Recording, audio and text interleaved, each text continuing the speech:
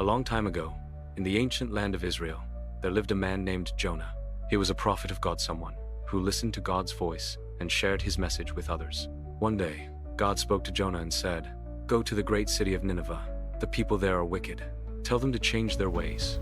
But Jonah didn't want to go. He didn't like the people of Nineveh and didn't want to help them. So instead of obeying, Jonah ran away. He packed his things and boarded a ship, headed far in the opposite direction, toward a place called Tarshish. Jonah thought he could run from God, but God sees everything. As the ship sailed across the sea, a terrible storm came. The wind howled, the waves crashed, and the sailors were terrified. They cried out to their gods and threw cargo overboard to lighten the ship, but Jonah was asleep below deck. The captain woke him and said, "Pray to your God, maybe he will save us."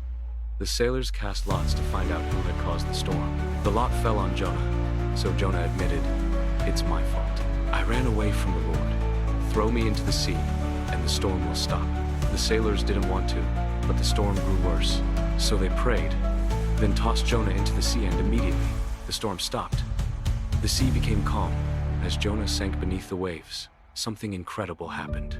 God sent a huge fish, a great sea creature, to swallow him whole. Inside the belly of the fish, Jonah was alive, but in total darkness. For 3 days and 3 nights, he prayed. He cried out to God, saying, "I was drowning, but you saved me. I will obey you." God heard Jonah's prayer. The fish swam close to land and spit Jonah out onto dry ground. God spoke to Jonah again. "Go to Nineveh. Give them my message." This time, Jonah obeyed. He entered the city and shouted, "In 40 days, Nineveh will be destroyed if you don't change." The people listened. They stopped doing evil and prayed to God for mercy. Then the king wore sackcloth and sat in ashes to show his sorrow. When God saw they had changed, he forgave them. He did not destroy the city, but Jonah was upset. He didn't think the people deserved God's kindness, so he sat outside the city and pouted. God caused a leafy plant to grow over Jonah, giving him shade. Jonah was glad, but the next day, God sent a worm to eat the plant, and it withered.